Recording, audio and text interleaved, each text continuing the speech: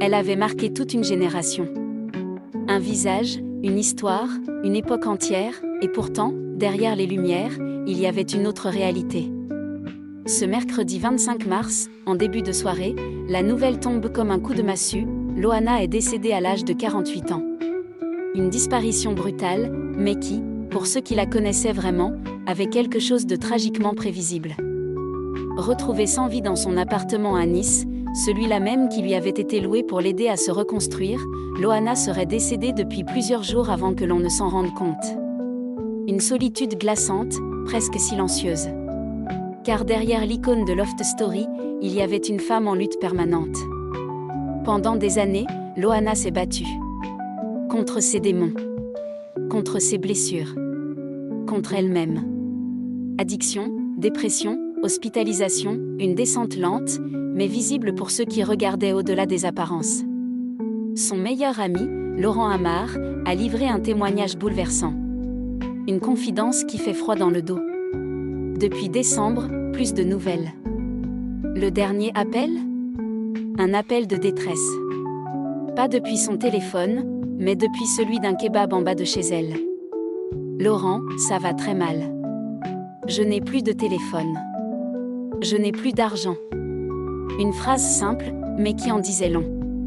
Plus de contacts. Plus de repères. Plus de stabilité. Inquiet, Laurent décide de passer chez elle, accompagné de sa mère. Mais une fois sur place, silence. La porte reste fermée. Seul son chien, Titi, aboie derrière. Un détail qui, aujourd'hui, prend une dimension tragique. Les commerçants du quartier se voulaient rassurants. On la voit tous les matins promener son chien. Mais parfois, ce qu'on voit n'est qu'une façade. Car la réalité, elle, était bien plus sombre. Sans revenus, sans véritable soutien, Loana vivait des années extrêmement compliquées. Financièrement d'abord. Médiatiquement ensuite. Mais surtout, psychologiquement. Instable, fragile, souvent perdue, elle oscillait entre moments de lucidité et rechute. Drogue, alcool, médicaments, un cercle vicieux dont elle n'arrivait pas à sortir. Même dans des moments simples, comme faire les courses, ses proches voyaient la lutte. Des bouteilles qu'elle n'aurait pas dû acheter. Des habitudes qu'elle n'arrivait pas à briser. Et malgré tout, elle essayait. Oui, Loana a essayé de se relever. De revenir. De se reconstruire loin des projecteurs qui, autrefois, l'avaient propulsée au sommet. Mais parfois, la chute est trop longue. Et les blessures, trop profondes. Son histoire, ce n'est pas seulement celle d'une star de télé-réalité.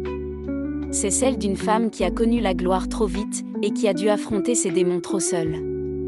Aujourd'hui, elle laisse derrière elle une génération marquée et une leçon silencieuse. La lumière peut briller très fort. Mais l'ombre, elle, peut être encore plus lourde. Repose en paix, Loana.